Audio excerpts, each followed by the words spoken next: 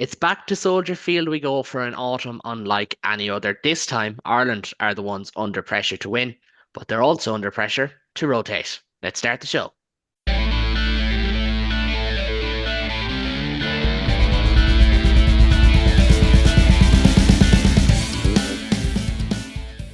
Hello and welcome to the latest episode of the Interpro Show, your home for all things Irish rugby from across the professional, amateur, men's and women's game in Ireland. I'm getting better at that, so I am. Adam and Ben are with me tonight for a special bonus episode as we look ahead to Ireland's crunch clash in Chicago against the All Blacks, and of course the Autumn Block as a whole.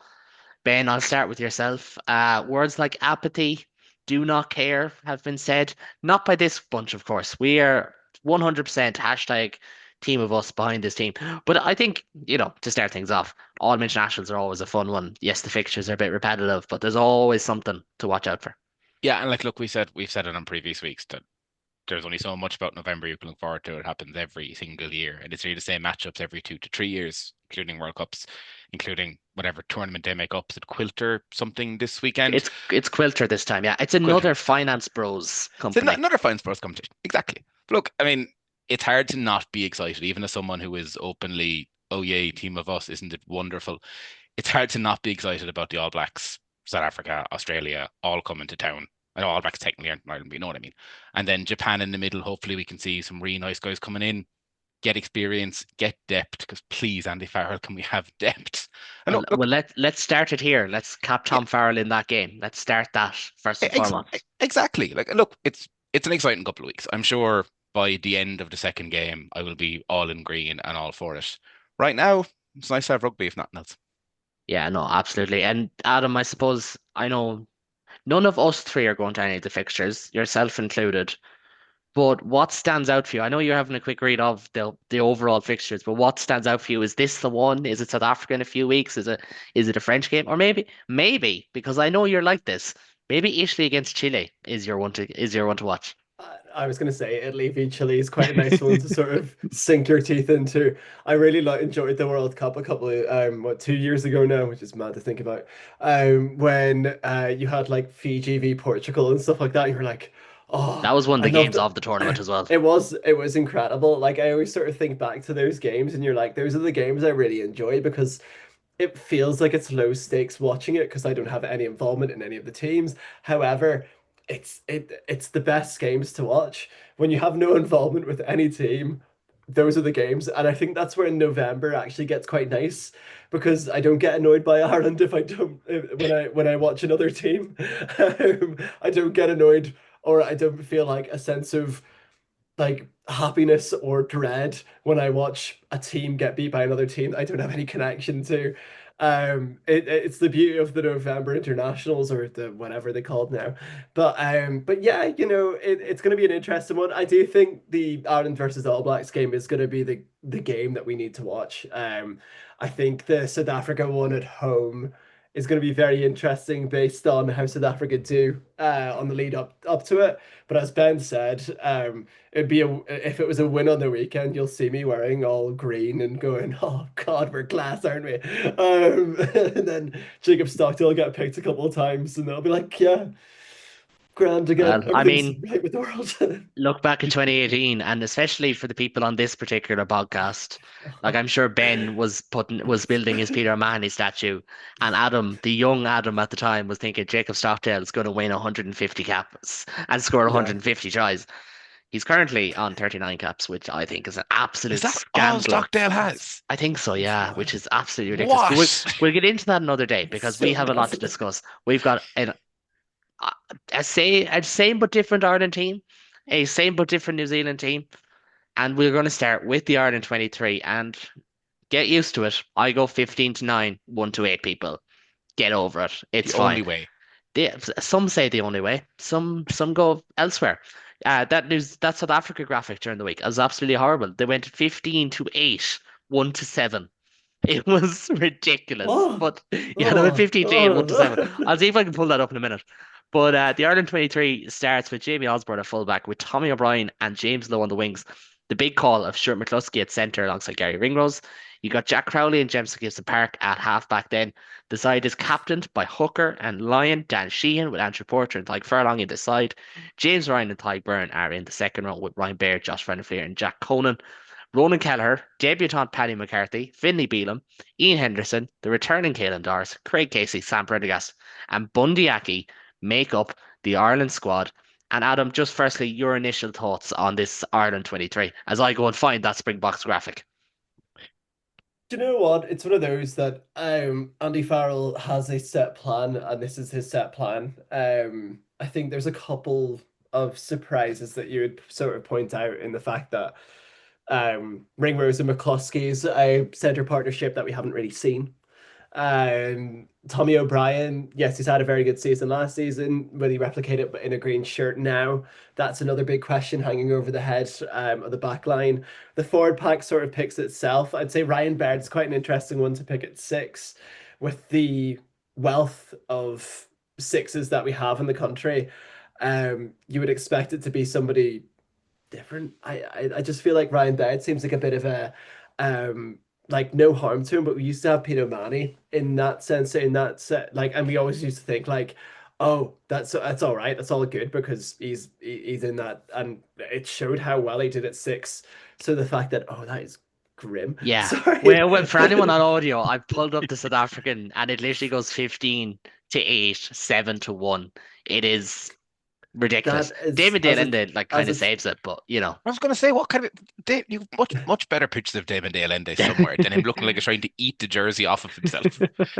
I'll pull up the Ireland graphic now momentarily, but as you were saying, Adam.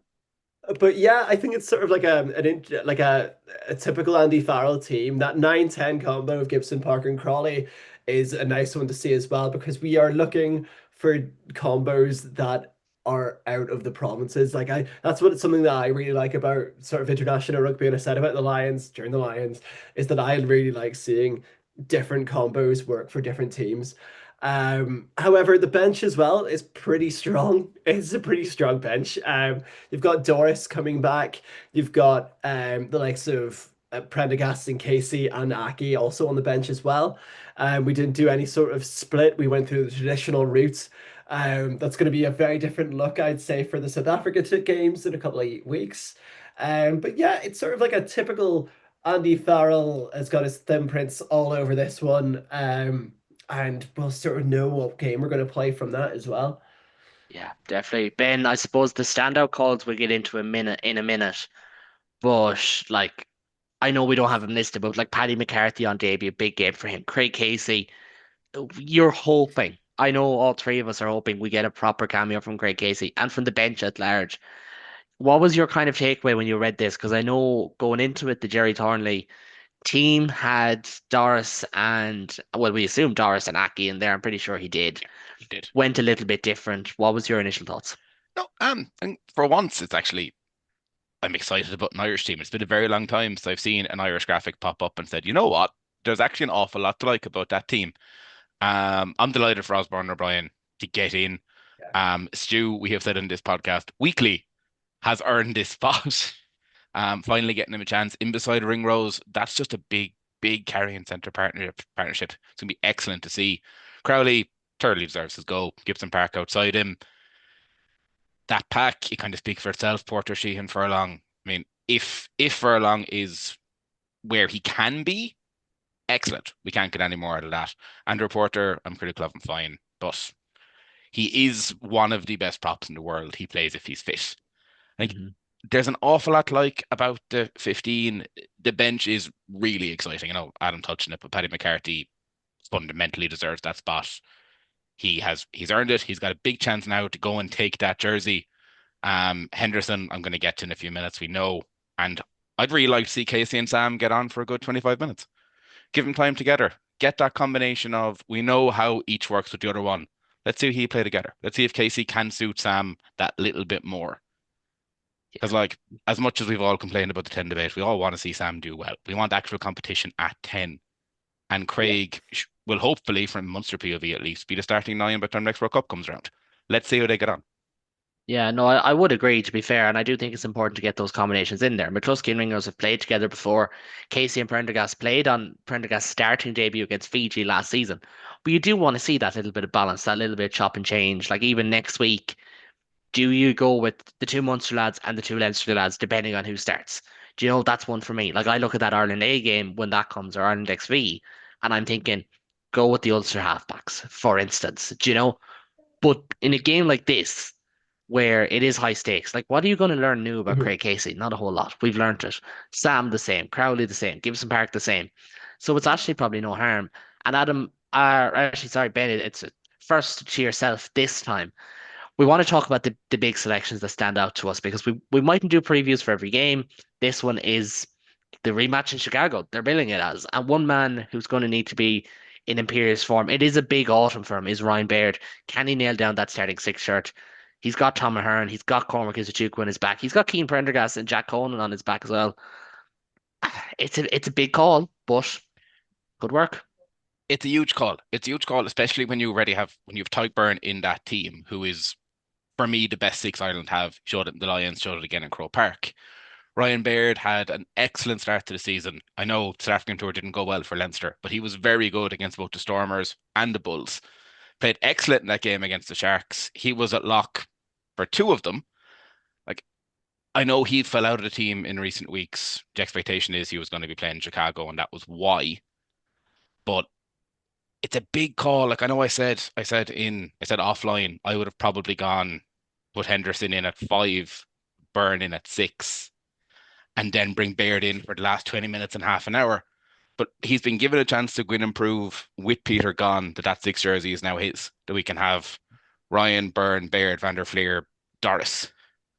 Like if he doesn't perform on Saturday, as you said, you've Tom Ahern, you've Cian Prendergast, you arguably have Ty Byrne come back saying, cool, I'm taking this. Ian, you're stepping up. This is my jersey.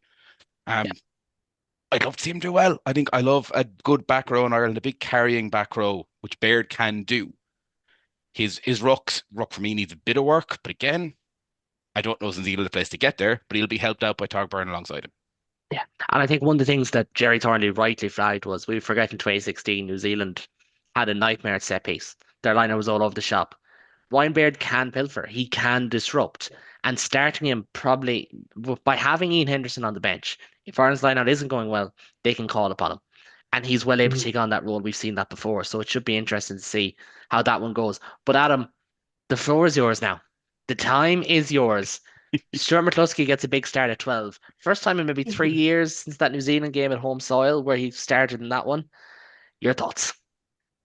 Darius has never been someone so deserving of a position call up. When I saw that, I was just like, oh, thank goodness. Like Stuart McCluskey is one of those players that has worked so hard for Ulster. He's been an absolute definition of a workhorse. He's one of those players that always lifts his game. I think he's about 32 odd now. 31, 32. And he's always one of those players that you would think, oh, he's going to slow down. Sort of like a Bundyaki type. Sort of like, to be fair, Yeah. we spoke about how old the centers that we have brought are. Not like how old they are, but how old in rugby terms they are. But it's one of those that it's so refreshing to see Stuart McCloskey in that Ireland 12 jersey. I'm just going to enjoy it. I'm going to enjoy it so much. Like, See it. Pardon, sorry, it, Ben. no, I'm saying like it is an issue to be like Irish centers are 32, Yeah, 33, all of them. But when you're yeah, able to bring a player like McCluskey at 33 yeah. and just say, go on, go, you'll slot in there really nicely. And as you said, he has earned every single bit of this. Do you know what it is? Is that I'd say that the home nations, in terms of the Six Nations, I'm talking about the what Wales, Scotland, England, Ireland. I'd say if he was playing for any other of those squads, I can say that about many of this Ireland squad, but he would be on 70 odd caps by now. Stuart McCluskey isn't necessarily one to get injuries as well. Like throughout his career, he's been consistently so good for Ulster. I don't remember a bad game that McCluskey has. So if we're handing him his roses now and he's getting this big start against the All Blacks in Chicago, albeit, and I reckon he's going to absolutely storm that back line, that All Blacks back line, which is going to be beautiful. Yeah. And like to be fair to McCluskey, as you said, like I'm not trying to dig on anyone, but like if Stuart McCluskey is only 20 something caps, which is all he has, but like say Henry Slade has like 80 for England, is Stuart McCluskey a better player? Absolutely. Like Yeah, absolutely. I know Slade is a more rounded player, but like McCluskey's better. Like he's an unbelievable player. It's a pity he came through at this era. Like even yeah. like Darcy and O'Driscoll were great players, but there was kind of no one behind them for years. Like he could have picked up Mhm. 50 caps in that era just as easily. McCluskey has Um, 21 caps for yeah, Ireland. That's it's it. That's mad. wild. Like to think Craig Casey is like 20, 25, something like that. Ryan Baird is 29, and Stuart McCluskey's been playing But for Ireland for 10 years now. it's one of those that you think of Ireland caps and you think of who's like, because I think we mentioned how Stockdale's only on a handful of caps as well. But when you think Yeah, about like 30 something, I think. the talent that's came through and in the backs positions, we've been so incredibly lucky how many class backs have came through our system. The fact that we're talking about Stuart McCloskey only having a handful of caps and that being so unlucky, and I'm not going to get into selection chat. However, it's one of those that any other team, Scotland, he'd be on 100 caps. England, he'd be on 100 caps. Wales, he'd be on 100 caps. You know what I mean? Like, Wales there would be it'd on be like a 400 question. caps. Wales would be on 400 caps and he'd already be tried out with the NFL twice. Um, In but two different positions. yeah, and Actually, he'd Stuart get picked McCluskey would make a good tight for the end, Lions as in well. fairness. Good, yeah. Yeah, he would. He's that build. But yeah, I'm so pleased for him, and I'm so pleased for this shout as well. And I'd love to see him play against the box as well. I would love that so much. But yeah, it's one of those. I'm excited to see the center partnership go ahead. Yeah, and it's something different, isn't it? Like we're crying out for something different in midfield. Like, don't get me wrong, if you said to me that Ireland went in and decided Henshaw McCluskey or Aki McCluskey Yeah. out of the squad didn't travel to Chicago, like famously Joe Schmidt didn't pick lads for Chicago who weren't match fit back in Mhm. 2016. But if they did that and it was like Dan Kelly and Jude Postlewaite or something like that, or James Hume and Jude Postlewaite or James Hume and Hugh Gavin or whatever, I'm like, yeah, sound, no problem. Like they don't necessarily need to play, but yeah, sound, give them a call up. But McCluskey is that anomaly where like he's 32 years of age or he's 33 years of age, but he's only got 20 caps, and we're like, oh, he deserves more. Oh, he's got a bit more in the legs, like because he genuinely plays like it. And I think it Yeah. will be a benefit of him if himself, Hume, and Postlethwaite are all fit this season, which they weren't really in the last few years. He may not Mhm. have to do 80 minutes every week. And I Yeah. think that's going to be massive as well because, like, when Bundy Aki rocks up for Connacht, he has to do 80 minutes. When Gary Ringrose rocks up for Leinster, he has to do 80 minutes. Do you know? Yeah. And this every minute counts, and that's a massive part. Like this Irish team is averaging 111 minutes this season, and that's bulked by the likes of, say, Tommy O'Brien, and Ian Henderson, and McCluskey, and those lads being back from round one.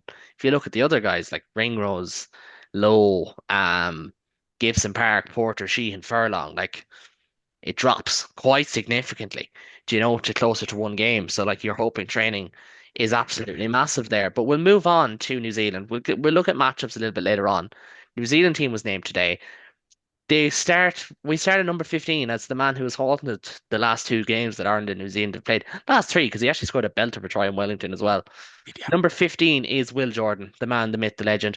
Leroy Carter, I find it so hard not to say Leroy Jenkins there, but Leroy Carter is on one wing with Caleb Clark on the other. Quinn Tupac and Geordie Barrett. Is he familiar to anyone? I don't know. I It don't sounds know. sounds familiar, I He's suppose. from Mead, isn't he? Yeah, He's the that's it. one. He's the golfer He from Meath. he fumbled the Champions Cup. That's what he did. Oh, that wasn't his fault. That wasn't his fault. Jesus Christ. Moving on. I'm sorry I said it. I'm sorry I said it. He's in the centre. Bowden Barrett, his brother, and Cam Roygard are at halfback. It's a front row of Ethan de Groot, Cody Taylor, and Fletcher Newell. The captain is Scott Barrett in the second row, alongside Fabian Holland. Fabian Holland, what a year he's had, by the way. Just really quickly, he was captain and man the match when Munster played the All Blacks last year in Thomond Park. Yeah. This weekend last year. Now he's playing against Ireland in this fixture this year. Like fair play to him. And then Simon Parker, Ardy Savea, and Peter Lakai make up the back row. Samisoni, Takioho, Tamatai Williams, and Basilo Tulsi make up the biggest bench front row you may ever see. Josh Lord and Wallace Atiti are the replacement loose forwards, with Curtis Ratima, Lester Fainga'anuku, and the man, the myth, the legend, Damien McKenzie, rounding out the 23. Adam, I started with yourself for the Ireland one, so I'll start with Ben on this one. Lots of star power. Probably unlike New Zealand teams of old, there's probably a little bit of a drop from like their superstars down a little bit, Yeah. but still plenty to be scared by, as I'm sure, corresponding podcast New Zealand will be saying about Ireland. I mean, it's a terrifying team. Like any team in the world goes up against that. From that back line alone, from Barrett, Clark, Barrett, Tapeo, Carter, Jordan, that's just tries, tries, and more tries on top of it. The pack, what can you really say? Like De Groot, Taylor, Newell, A that very good set piece front row. yeah. On Fabian Holland, a really quick one, 'cause I remember it from last year. He was actually born in Holland. Yeah, He is Dutch, Oh, and he came to yeah. New wow. Zealand in his teens. He hadn't played rugby before he moved either, and I was actively starting for the All Blacks, which is Yeah. insane. Um, It's almost the Ollie Yeager story in terms of how yeah, quickly he's come up the ranks. and you've got that back row of Parker, Savea, Lakai, and you're kind of Ireland have gone very well. I'm glad we're taken where we are. But you're looking at that and you're wondering, and we're going to get into matchups, but you're looking there, and I personally find difficult to see how we cope with their front row, let alone their back line.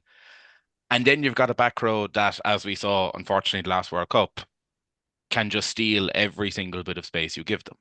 They'll compete for everything. It like we've picked the hardest game early. I'm kind of glad, much to rise it, we went over Chicago early to at least acclimatize a little. And then you've got that bench with Mackenzie ready to come in. If someone on the back row has a bad game, cool, Quinn, do you mark there's 5 tries in 20 minutes for you? Off you Yeah. go. And It's again, like, Lester Fayanuku had an absolute stormer in that World Cup quarterfinal. And I don't like coming yeah, back to it the whole time because like his form has been hit and miss over the last 2 seasons. But he had a stormer in the World Cup quarterfinal. And with the exception of Bundy Aki, who's wearing 23 for Ireland, not a lot of lads can say that in the green, like it's you a know? reference point that we can have to be like, this is the last time Ireland did not perform as well as we expected against the New Zealand team. We have players in this squad who terrorized us in that game. And Yeah. I'm a little bit concerned from, well, 23 to 1 that it could go a similar way. Yeah, definitely. And Adam, like there is that fear factor, but also at the same time, like it is a New Zealand team in transition, to use that phrase. Like the likes of Leroy Carter, Quinn Tupea, Cam Roygaard to a lesser degree, he was there for 2023 World Cup. Fabian Holland, Simon Parker, Peter Lackey, relatively new faces, but then at the same time, Yeah. Wallace Atiti was a relatively new face when he came to Dublin last year in this fixture Mhm. and up to the Northern Hemisphere for the autumn.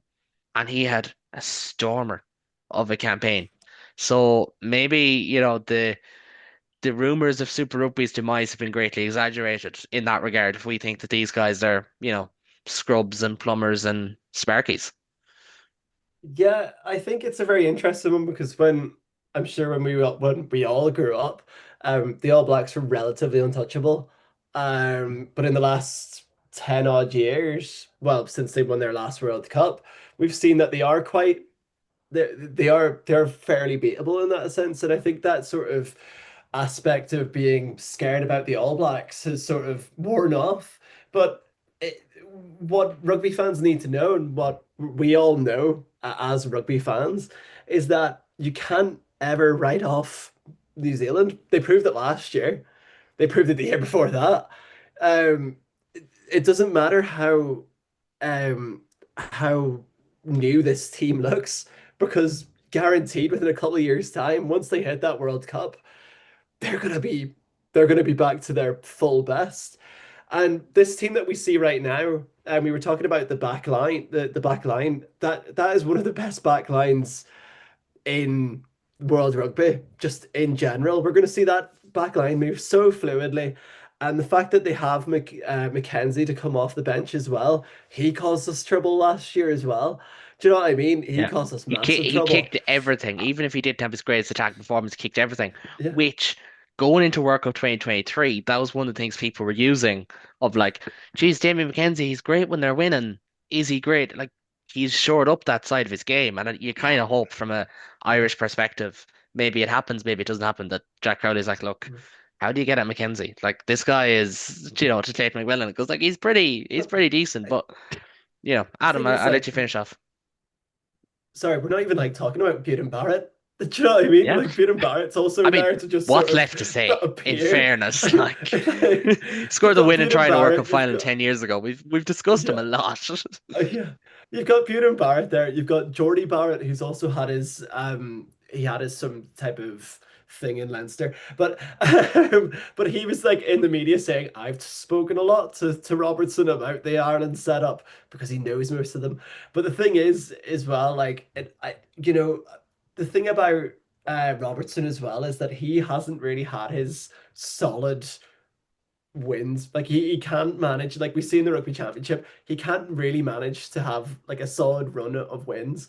And Mm. they're seeing this Autumn International thing as a Grand Slam tour because apparently in Well, to be fair, a they've while kind of back, always called it that to a is degree. it the Grand Slam tour? Yeah, Well, yeah, they're playing what, us, Scotland, England, and Wales. yeah. So they're looking to get 4 wins out of this, and New Zealand looking for a big win is a terrifying prospect.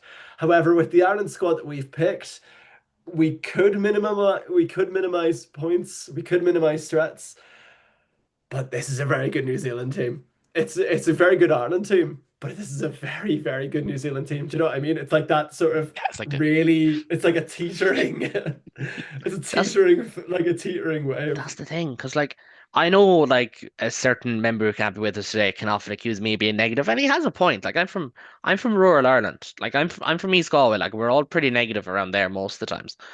But at the same time, like I kind of think if Test rugby is decided by a series of one percenters. Do Yeah. you know whether that's your kicking game, your set piece, your tackle percentages, your breakdown efficiency? It's a series of one percenters. But I'll get into this in a minute. I think where there's the biggest disparity in the two teams is the benches. But I'm gonna let Ben, you go first, the first of the matchups, because it kind of goes in order of the way we did the teams, anyways. And you think maybe similar to 2016 in this regard, this is going to be won on the touchlines. Famously that day, Simon Zebo and Andrew Trimble were impenetrable. Yes, Oh, Ireland conceded like 4 tries, but they were but unbelievable that they were day. excellent under high ball. They were excellent with everything that came near them.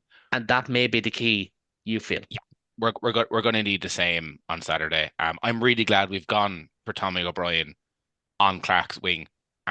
We know how good he is defensively. Feeling play both centre and on the wing for Leinster.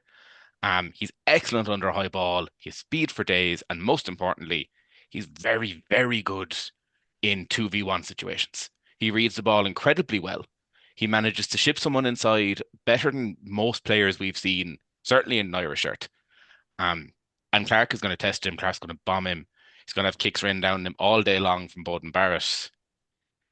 I'd almost back him. I'd back him through a job on Clark 8 times out of 10.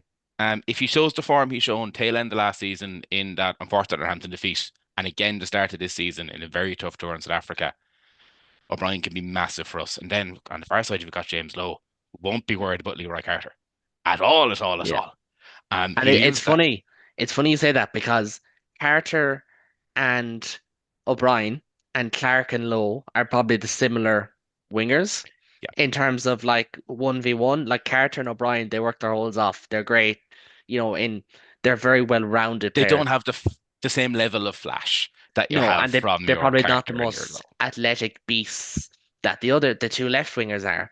Yeah, But at the same time, as you said, if this comes down to kicking game, like I'm not convinced that Tommy Ryan's better in the air than like say other wingers in Ireland, but he's probably better than Clark. Clark's not and no, the and best. crucially, that's what's important for Saturday in terms of where we have put him. He can handle Clark's game.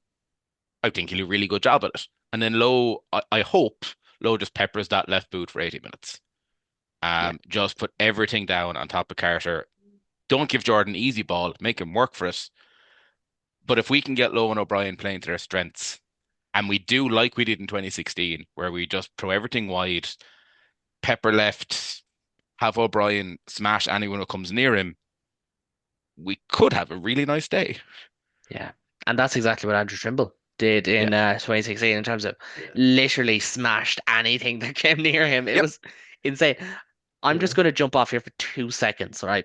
Because I'm going to put this opinion out into the ether.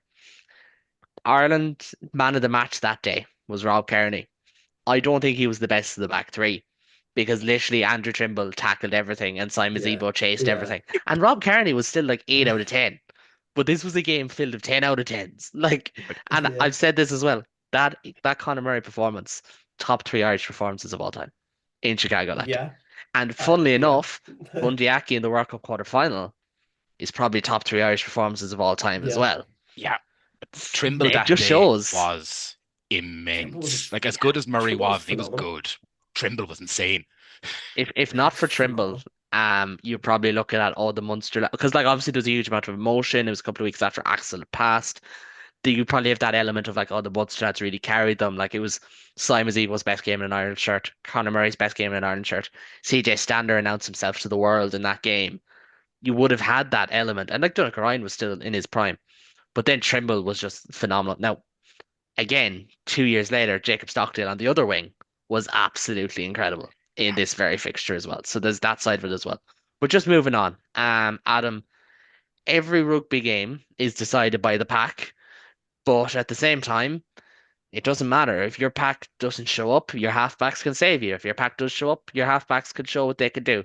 And you feel the battle of the nines and tens, Gibson Park and Crowley against Roygard and Barrett could be what swings this one. Yeah, 100%. It depends on who shows up on the day in terms of Gibson Park. We know what game he can play. It's just how quick Roygard can get to the ball. Roygard plays a very nice fluid game, and that perfectly suits somebody like Barrett who's outside him. In terms of that, in terms of their backline, they've got quite a big sort of backline in terms of who they have outside them. So the likes of well, the same for Ireland as well. It's the exact same for Ireland. So that's where this game comes into play. I feel like Crawley needs to have a very good game off his boot. We need to be, as Ben said, we need to be testing the back three a lot. And I'd say they'd be saying the complete same thing about us and Tommy O'Brien, for example, and Jamie Osborne as well. They'd be saying to kick and to pump the ball back as much as they can into that back three. And it's just how Beauden Barrett and Jack Crawley will see the game outside in front of them. We're going to be playing a lot off Gibson Park as well, because the way that the Ireland's team is set up, we know that how Gibson Park plays for Leinster is mainly off nine. So it's going to be interesting to see how much we're going to try and switch that over. I would also argue as well the fact that who's the All Black nine there? Have they went? They've got No, Roygard at on the nine. The bench back the on the backup is Ratima, Cortez Ratima. Richima. So when it comes to the bench, sorry, I know that we're going to go onto the bench as well, but Casey and Prendergast are the perfect sort of Yeah. combination to come in at around about, I would say, 50th to 60th minute. That is the perfect combination to have because that changes the game again. That makes our game so much quicker as well. It would freshen up the game. I feel like in the battles of nines and tens, it's in Ireland's favour, primarily because of who we have on the bench as well. Because we can bring on Casey, because we can bring on Prendergast. If there is a that we don't want injuries, if there is an injury to one of those players, you'd go, oh, Casey could come on for Gibson Park. Oh, Prendergast could come on for Crawley. And in a retrospective game, it just makes it quicker. Either way you can And put it, it just Prendergast makes it can come on quicker. for most of the back time because Crowley can cover. That's the thing. Yeah, And exactly. Yeah. we don't want to be in a position where Crowley gets seen as like I'm trying to think of a good example, but Mackenzie to a little degree of like, oh, we'll stick him on the bench because he can cover and he can come on the last few minutes because he can Well, cover. Like like Crawley he's almost. still an unbelievable 10. So like you Yeah. do want and like I'm taking the benches, so I may as well jump in here. Personally, I do think New Zealand have a better bench. I think their front row is more powerful. I think Lord and Satiti may lord it over us. I apologize for saying that, but like Satiti was unbelievable in this game last year. He was unplayable. And what I worry about there is Wallace Satiti in this fixture as a young kid was probably better than anything we've ever seen from Ryan Baird at six for Ireland. Like that's what I mean in terms of lads needing to step up. And like you look, yeah, Caelan Darce is an unbelievable player. Caelan Darce hasn't played since May. You know, Ian Henderson has looked brilliant for Ulster. He hasn't looked at his best for Ireland since the World Cup. Finlay Bealham hasn't looked at his best for 12 months now. Sorry, not 12 months. Post Six Nations. because Connacht fell into a lull. I don't think he's the best Lions star, and it showed. McCarthy, how many minutes is he going to get? Kelleher, often you feel like you lose something, even though Kelleher's a good player, because Dan Sheehan's just that good. You feel like you lose Yeah. something. And as you said about the backs, like I'm gonna say it now. If Craig Casey's coming on with 7 minutes to go, like Conor Murray was averaging, what's the point? Like, what Yeah. is the point? You cannot be flogging a 33-year-old Jamison Gibson Park 80 minutes week in, week out when you've got a 26-year-old Craig Casey who has been one of the form nines in Europe for the last 12 months. Give him time. Yeah, like Prendergast for me, Prendergast McCarthy for me should be the last two subs brought on. I think Aki should come in early and give him that full half an hour to just run over lads and to be impactful. Bring in Prendergast with 15 minutes to go, 20 minutes to go. He'll go to 10. Crowley maybe going out to the back line. I could definitely make a case for that. If Aki was 2 years younger, I'd make a case for finishing with Ringrose on the wing, Aki 13, Crowley at 12. A little bit less so now, just because I have a little bit of concern about Aki's pace at this stage of his career, as is naturally. He is 35. Doris, then, he needs to get a half an hour. He needs time to get up to speed to this Yeah. game. But that's the Yeah. risk because he has not played in so long. Is he going to be an impactful player? If, say, for example, and we're not doing selection chat like this, if Timothy was on the bench, if Coombs was on the bench, you'd expect him to come straight in and to make an impact. But Caelan Doris is world class. He could make an impact better than any of those Mhm. two lads can. It's just the fact that he hasn't played in 5 months. Yeah. And it's a big ask. You can talk about training all you like, and Andy Farrell loves talking about training and how intense they are and whatever. Training is not everything. There's a reason why teams can often look like they've been punched in the mouth in matches, and everyone's got a plan until they get punched in the mouth. But for me, and even if I go, 8v8, I'm going 6-2 in favor of New Zealand. Do you know what I mean? Like that's the thing. I'm going with Aki and I'm going with Casey. And even at that current form, it is a toss up.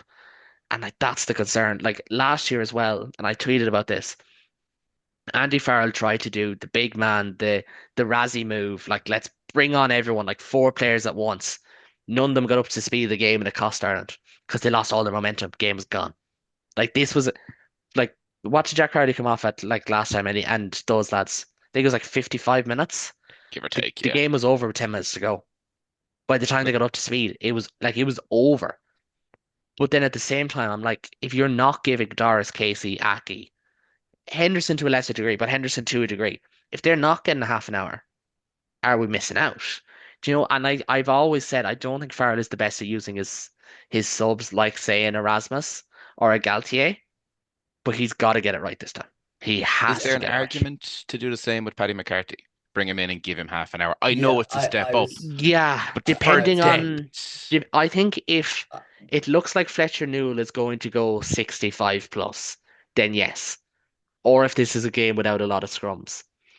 But Paddy McCarthy, for as big and strong as he is and a former tighter that he is, he would be doing well to push Basilio Tossi out of the way because he's like, you're talking about yes, two gigantic props. And McCarthy, for all of his scrummaging, peaks and troughs in Leinster shirts, it's generally been against lads who he can outmuscle. And Porter, even like Porter is a freak of nature. He typically struggles against lads he cannot outmuscle. Do you know? That is the yeah. question, and obviously the elbows and whatever. We'll jump into predictions, lads, because I think we could go over this and go over and go over it. And I do think we've had a good chat. And, as we said, it's going to be a game of percentages 1% here, 1% there. Adam, I'll start with yourself. Um, we've kind of talked about if it's going to be won or lost, where we still think it's going to go, but who is going to reign supreme in Chicago, do you think? I hope Ireland, and I reckon if Ireland do it, I reckon they do it by three.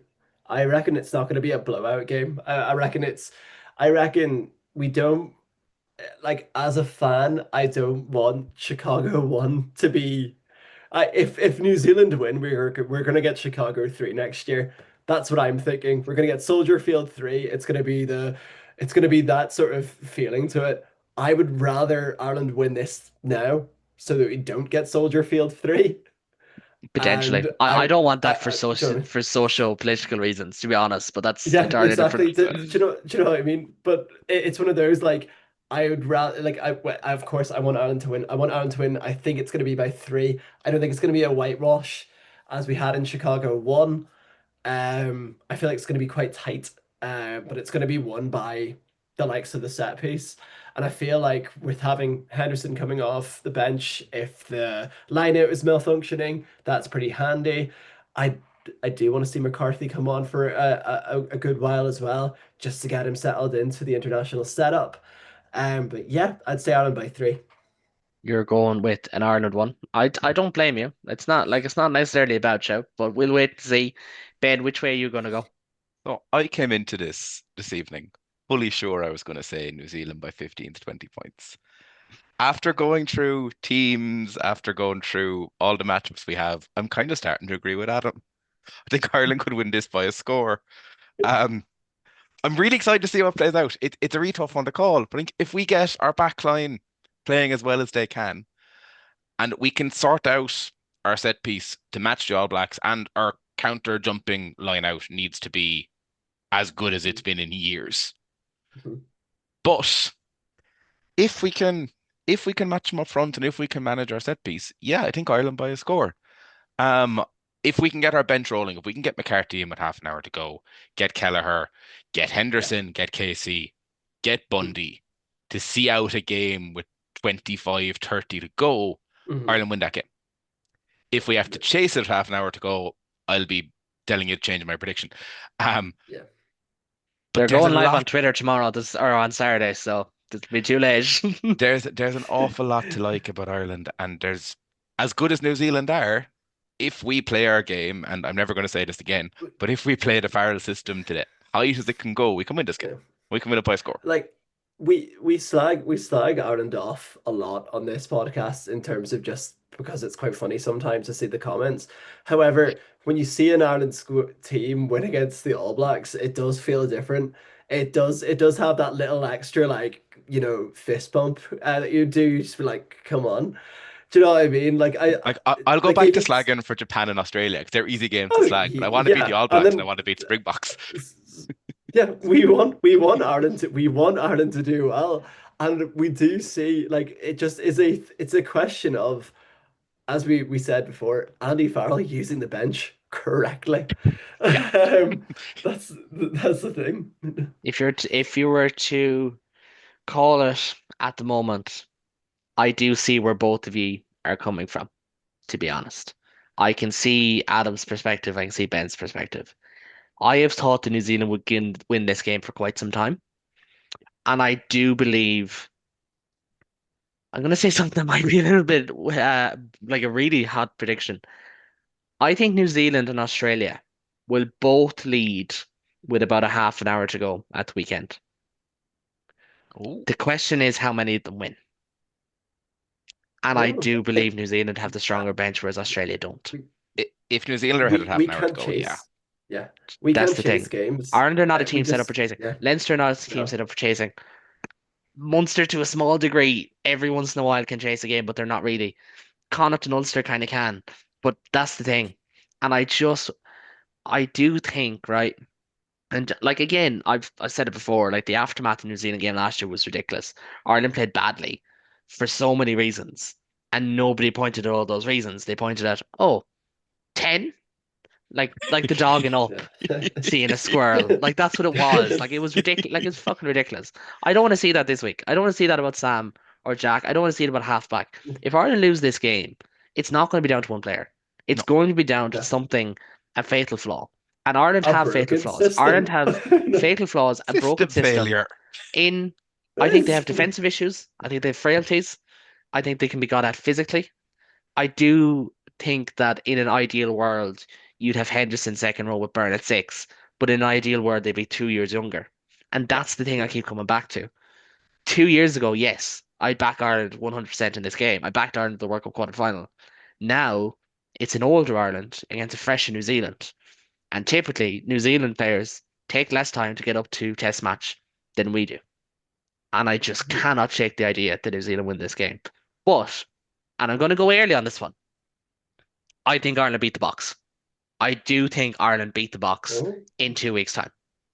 And wow. I've said Oh, that. That's been my prediction for quite a while. So there you go. Wow, I've given I the don't even comment think section a I, bone. I didn't even think a bit of an animal have discussed that yet. Well, That's there gonna you be go. such a good. I There you go. Should we have a cross podcast global gainline family thing? It's just That going could. The rah, only and then problem going is that podcast rah. to be 4 hours Yeah, because no, we the wait till the big rivalries. Christmas party. Sorry. Oh Jesus, that'll be an yeah. entirely different issue.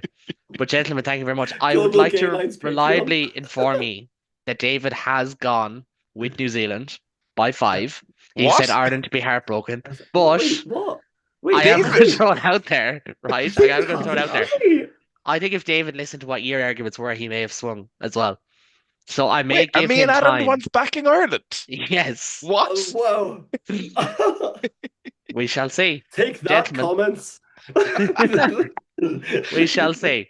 I just didn't want David to be alone. I didn't know. I have said New Zealand for quite some time, and I'm going to stick with that one. But gentlemen, thank you so much for joining me on this Thursday evening. If this video does well, we'll do a similar one for South Africa, and we'll preview it and we'll break it down. We'll do all that. But obviously, it's a little bit tricky to do 2 podcasts a week. We're still starting out. We're still finding our feet. We will leave it at that. We will be back next week.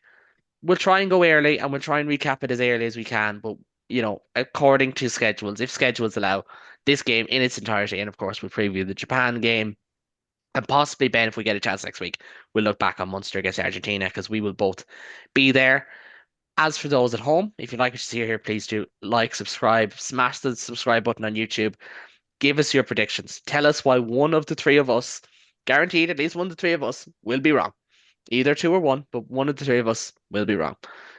And let us know. If you cannot catch this game, well, sorry, if you can catch this game, 8:10 p.m.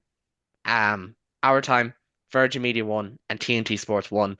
Irish Rugby Plus have it in certain territories. Look that up. The Irish Rugby website will help you with that.